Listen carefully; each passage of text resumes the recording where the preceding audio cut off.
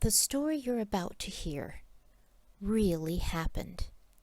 It comes from a special book called the Bible. And all the stories in the Bible come from God. And they are written especially for you. A long time ago, God breathed His words onto paper. And people took these pieces of paper and put them together into a book. And they made many books out of these pieces of paper. You can see all of the books that were made on this shelf. There were 66 books in all. And then they took all 66 books and they put them together to make one big book we call the Bible. Today's story is found in the second book of the Bible called Exodus. In the book of Exodus, the people of God are exiting out of the land of Egypt. And we call their exiting or their leaving Egypt an Exodus. All the stories in the book of Exodus are about the exodus of God's people from the land of Egypt to a new land. This is the desert. Not the whole desert, just a small piece. So many wonderful and important things happen to the people of God in the desert that we need a small piece of it here so that we will know what it is like. Now, the desert is a dangerous place. During the day, the sun beats down on the sand. It gets so hot, and you get thirsty. But there is almost no water in the desert, and so it's hard to find anything to drink. People die if they don't have water. And almost nothing grows in the desert, so that there is almost no food to eat. Now, when the wind blows across the surface of the desert, the shape of the desert changes, so that it is hard to know where you are. People who go into the desert can lose their way. The desert is a dangerous place. People don't go there unless they have to. It takes a lot of courage to go into the desert. Now, the people of God were living in a place where the rains did not come, so the crops had no water, and they could not grow. And that meant there was no grain to grind to make bread. There was no fruit to pick or vegetables. Everyone was getting hungry. And as the days went by, they got hungrier. The children cried in their sleep. And the people of God heard that there was a land far across the desert where there was food, plenty of it, a land called Egypt.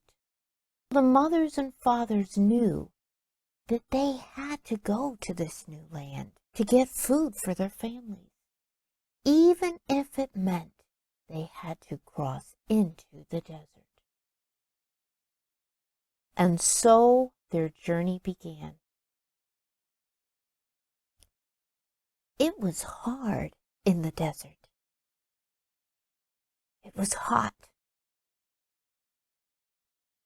There was little food and little water. It was not easy. But they kept going.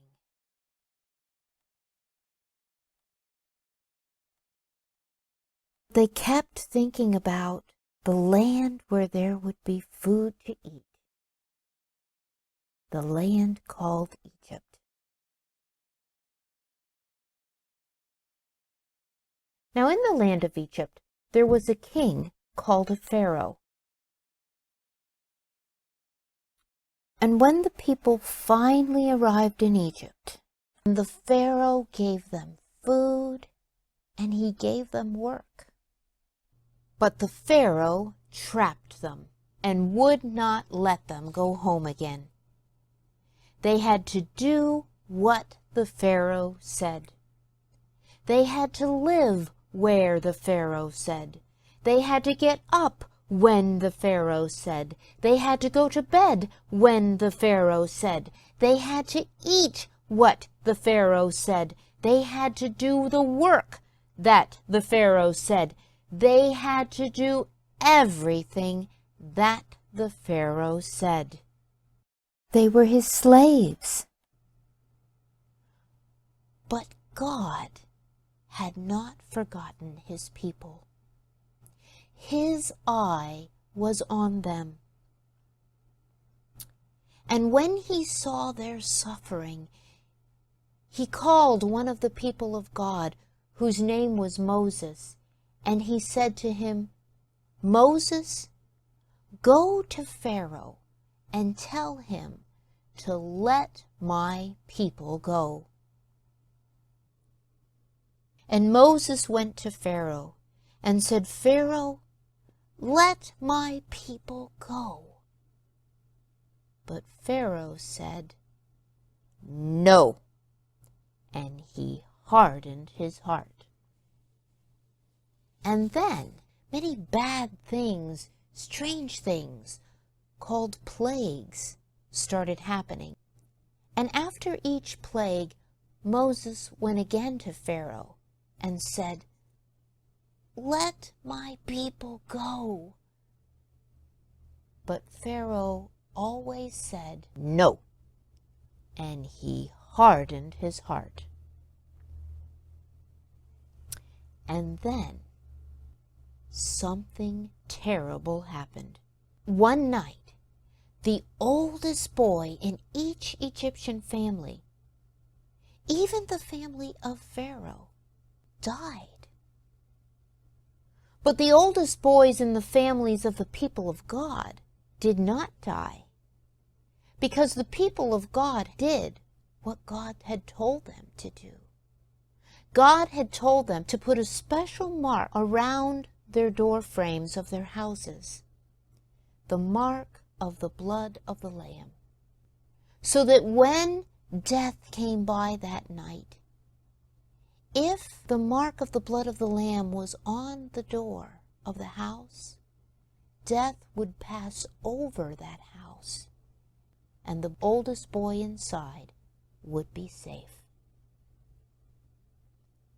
The next morning, when the people woke up, there was much crying in the land of Egypt because of all of the oldest boys who had died. Even in the house of Pharaoh, they were crying. Pharaoh's oldest boy had died. When Moses went this time to Pharaoh and said, "Let my people go," Pharaoh said, "Go." The people began to hurry as quickly as they could to get everything ready, to pack all that they could carry in their hands. They baked bread for the journey. There was no time to put leaven in the bread and let it sit so it would swell up and get big and fluffy, like the bread you buy in the store. No, this bread, when it came out of the oven, it was flat. You can still eat this bread today. It is called matzo, and whenever you taste it, you can still taste a bit of this story. The people went as quickly as they could. They were afraid that Pharaoh would change his mind. then they heard the sound they did not want to hear. The ground began to shake, and then it rumbled. It was Pharaoh's army coming after them. The horses' hooves beat upon the sand, and the chariots sounded like thunder. The people started running, and the army of Pharaoh pushed the people against the waters of the great Red Sea. They came all the way up to the edge of the water. What were they going to do? "We are going to die," they cried out to Moses. But in that moment, God came so close to Moses. And Moses came so close to God that he knew what God wanted him to do. Moses turned to the people and said, "Do not be afraid, but stand still and watch how God will save you."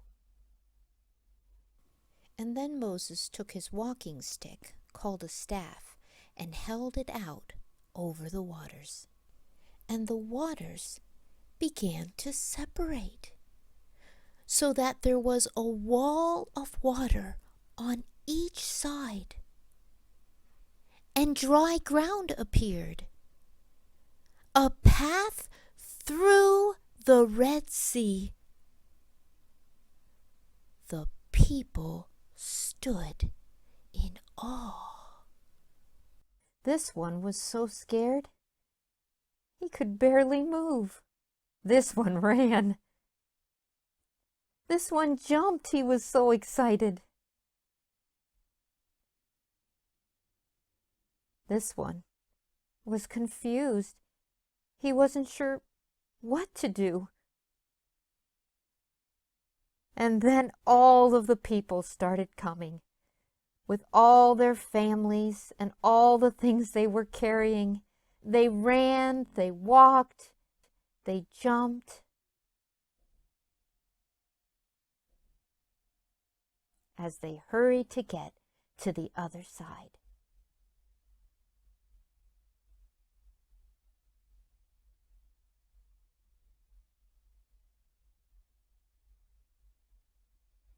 And when they had all crossed, Moses came behind them, and he turned and held his staff out over the waters. And the waters came crashing and splashing down. The people were saved. Pharaoh's army could no longer get them. They were free. They were no longer slaves in Egypt. God had brought them out. They celebrated, jumping and singing and praising God. And Miriam led the dancing.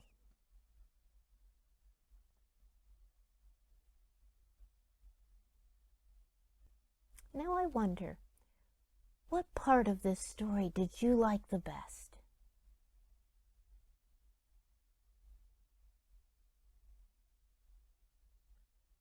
I wonder what part of this story is most important.